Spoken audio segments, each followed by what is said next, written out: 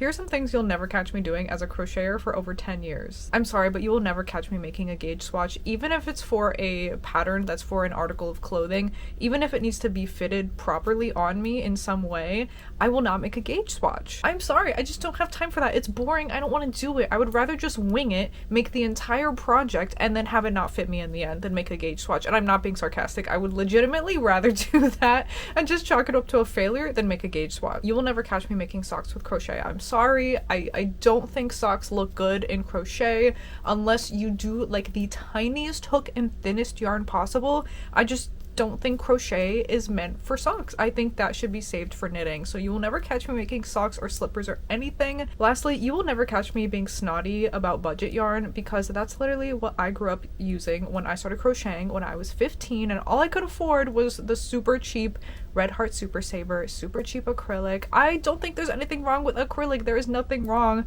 with budget yarn. And I don't think that using a higher quality yarn makes you better than a person who just uses Red Heart Super Saver or cheap acrylic yarn. I think it might make your project a little nicer and maybe it looks and feels a little bit better. Sure, yeah, I'll give you that for sure.